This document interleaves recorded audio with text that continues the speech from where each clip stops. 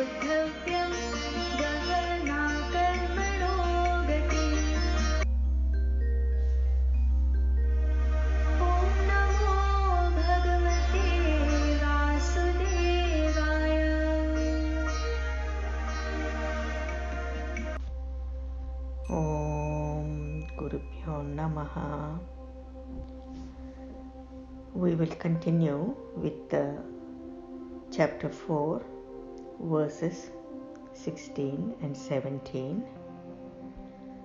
Today will be the part 5 of what we started as additional knowledge, and this will be the last, and from tomorrow onwards we will go back to Gita.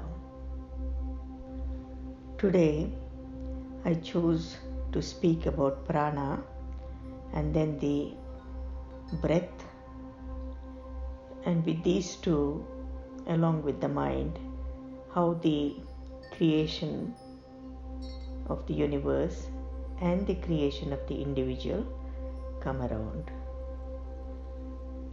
There is a lot more to be spoken about karma, but what I will do is from tomorrow onwards continue with Bhagavad Gita and keep adding those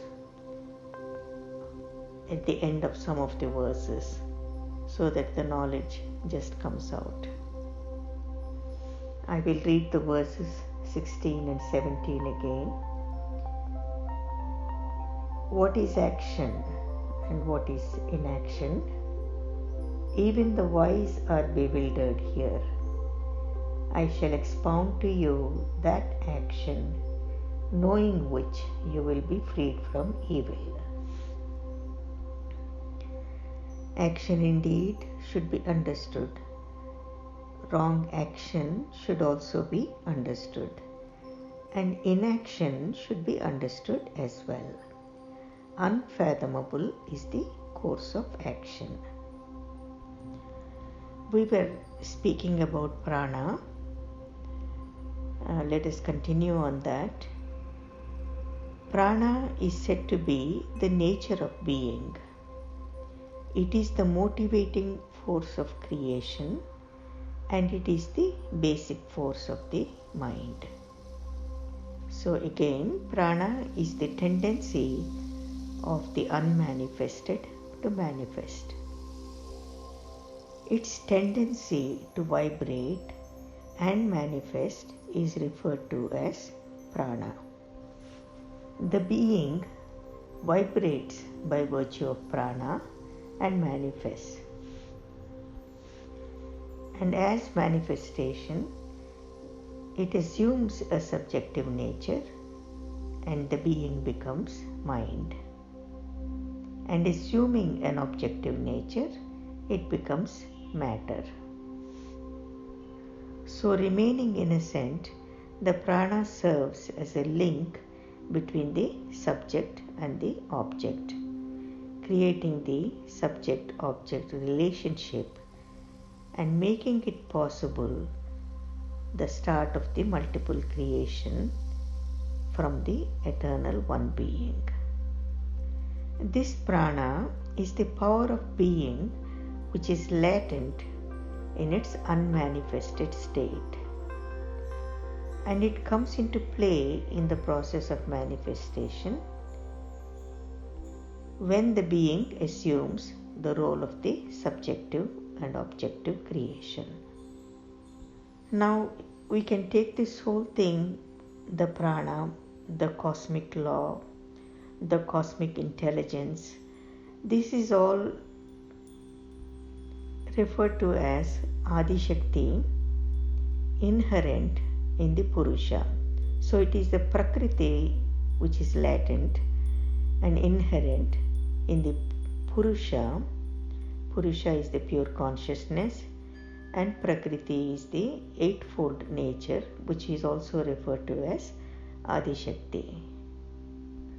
But here we will continue with the language formatted by Maharshi Ji, and you will be able to understand how the manifestation is coming from the Adi Shakti, with the Purusha being the source. Now a question could arise: what makes prana assume subjective and objective qualities?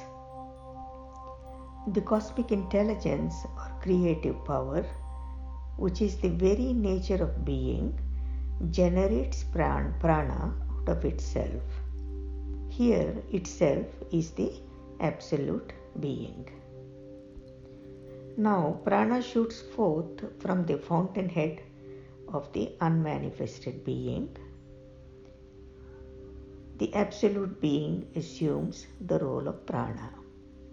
And this is how the very nature of being starts the process of creation and evolution begins. Then the next question arises: what is responsible for this creation? Again, the very nature of being is responsible. It is as if the Absolute wants to be creative and relative. Then the third question comes: why? Why does the being, why does the Absolute wants to be relative?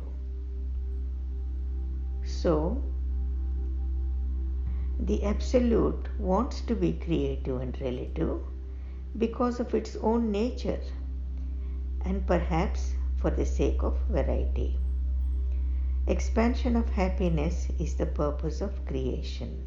Again, expansion of happiness is the purpose of creation. So the unity of the unmanifested being, without undergoing any change in itself, assumes the role of multiplicity of creation.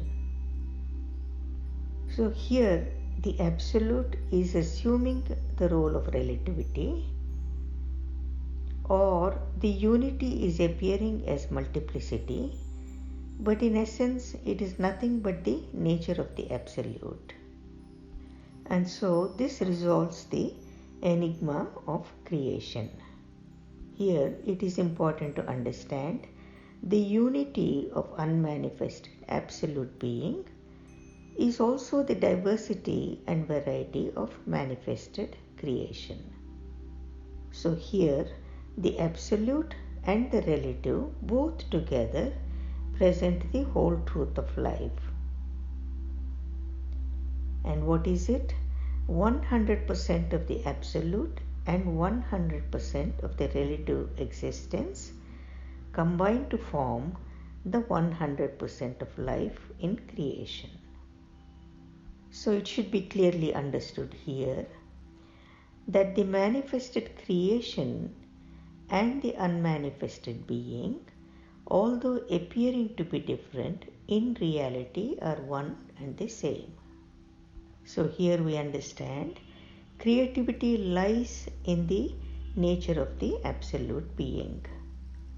Creation is its play and evolution is its expansion in its beingness.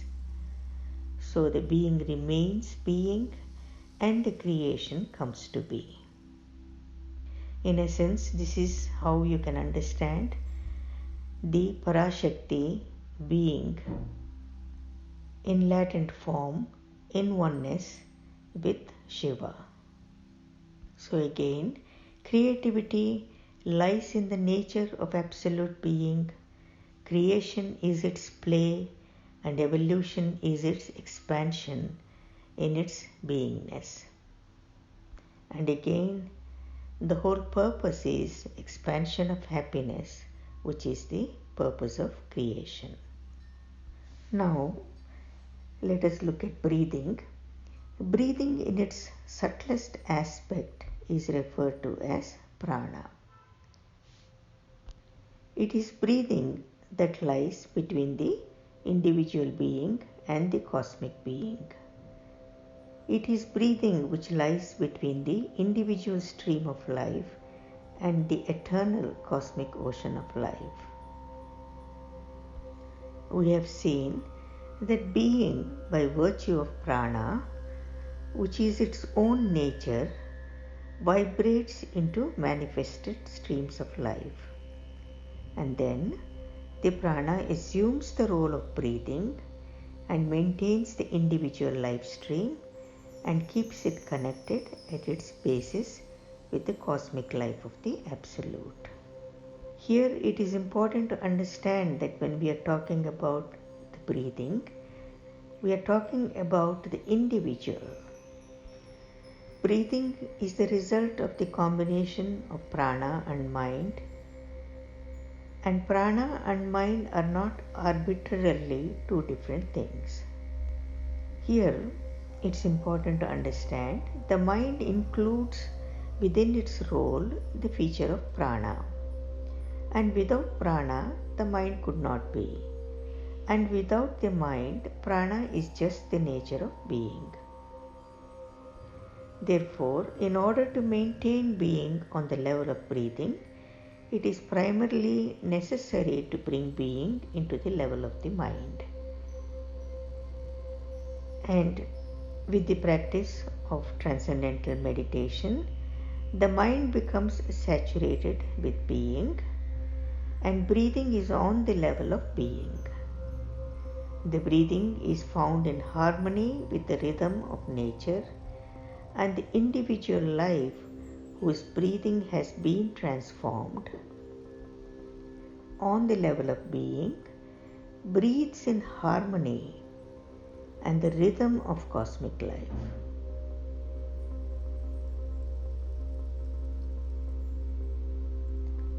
This breathing then gains the subtle state of vibrating prana.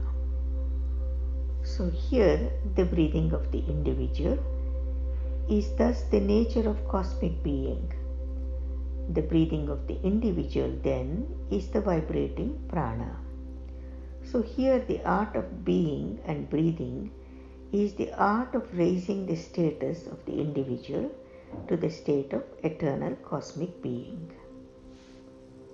And so, if one practices transcendence regularly, even with natural breathing, we are not even talking about pranayama, you can bring it to the status of the individual to the eternal cosmic being. Now let us go further. At every rise of the breath, the cosmic prana receives the identity of individual life force. And at every fall of the breath, the stream of individual life contacts cosmic being. So here, between the fall and rise of breath, the state of the individual life is in communion with cosmic being. So again, between the fall and rise of breath, the state of the individual life is in communion with cosmic being. Which means at the time of the exhalation, in the exhalation and at the rise of the inhalation, during this period, the individual life is in communion with cosmic being.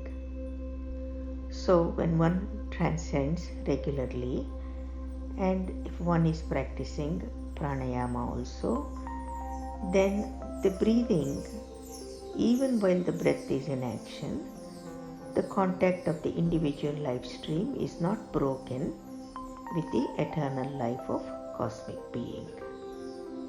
Now let us look further as how we can accomplish this, that is, not breaking with the eternal force of cosmic being. So let us again see how the breathing starts and what is it that makes the breath or the prana emerge from being. We have said that prana is the vibratory nature of being. But how and why does the vibratory nature of being adopt a particular pattern to give rise to a specific stream of individual life by virtue of breathing? Because here we are beginning to understand that breathing sets forth the stream of the individual life. And there has to be something more than mere prana to bring forth the life of a particular individual. And so, what is the other than the prana, which is responsible for the set pattern of breathing in the individual? Here, the example of the tree and the sap and the seed are given. Let us look into it. It is the seed, it is the individual seed of the tree that determines the pattern of the tree. Without it, the sap does not receive any basis to express itself. Now again, let us take this as an example.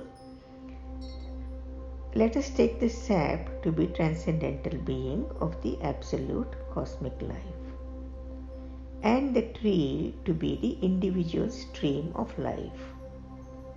The being is eternally present here, but in order to have a specific pattern of individual life, the being needs the seed of that pattern. So without a specific seed, no specific individual life could manifest out of unmanifested omnipresent being. Now, what is this seed of the individual through which the omnipresent, by its own nature, prana, manifests into the individual life stream?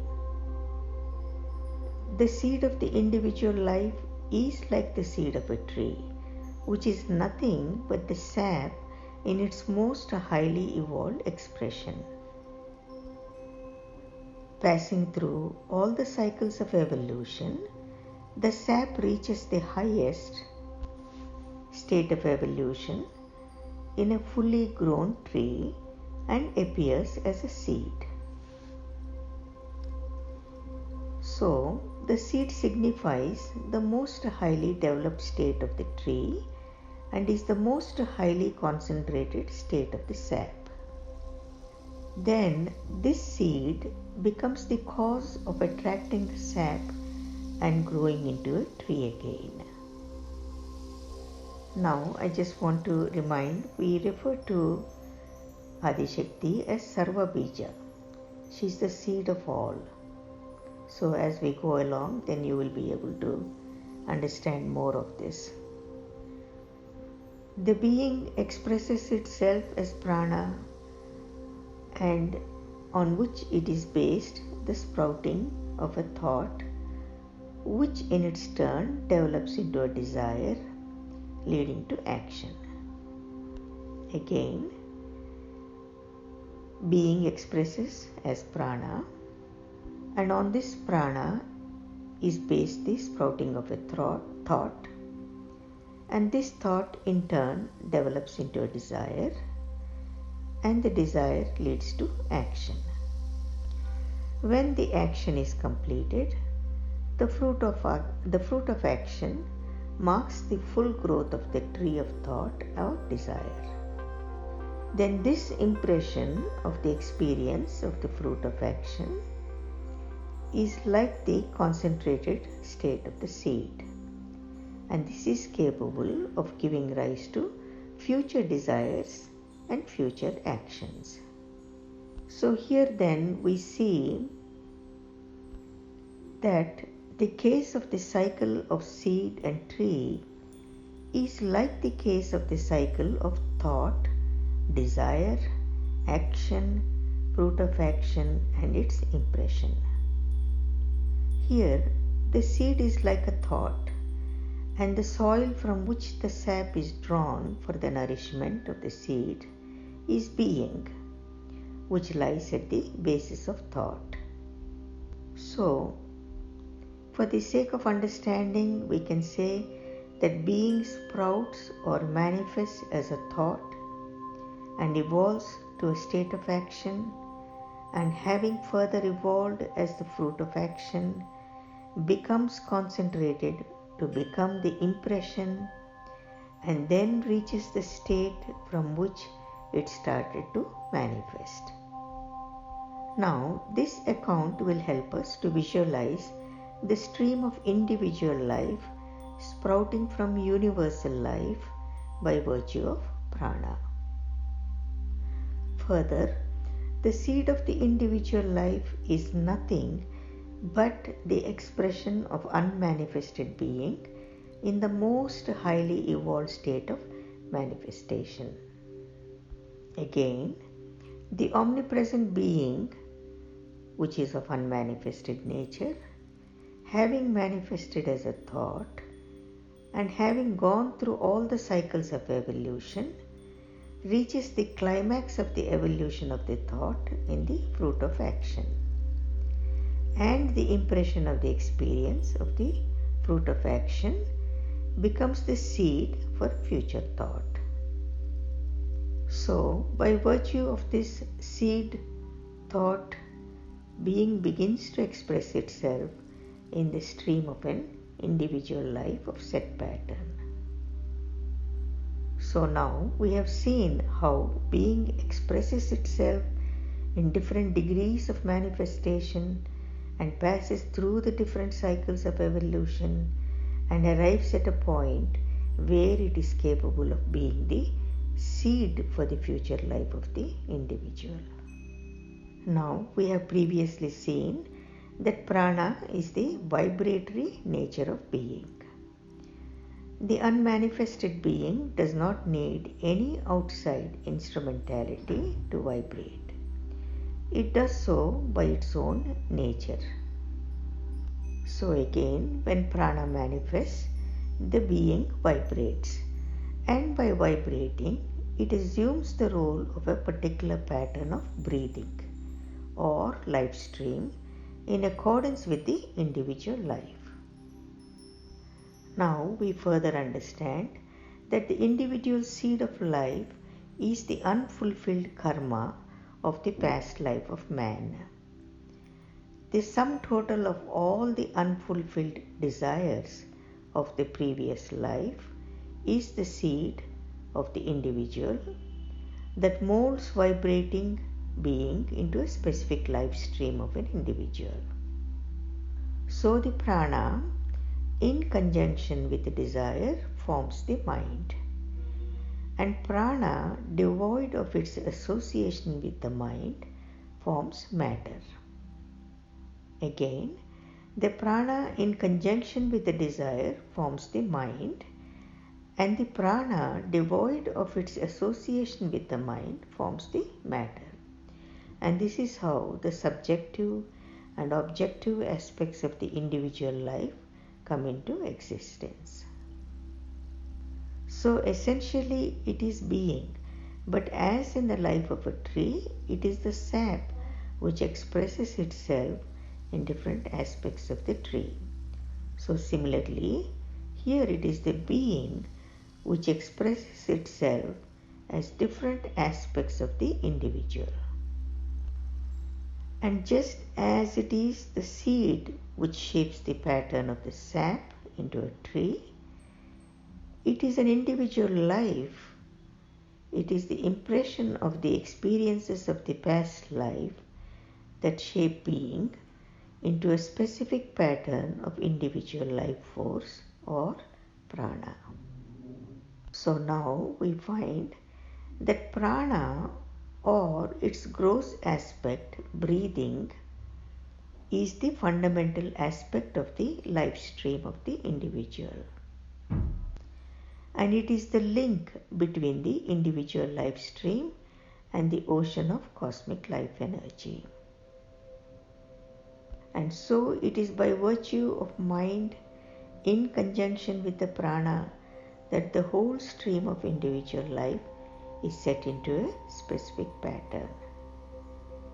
And so for us it is very important in maintaining this value of being in the nature of the mind and bring the breathing to the level of being.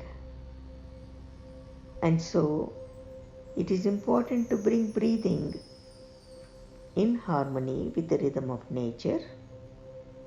Then the individual life is brought to the status of cosmic life through the breathing.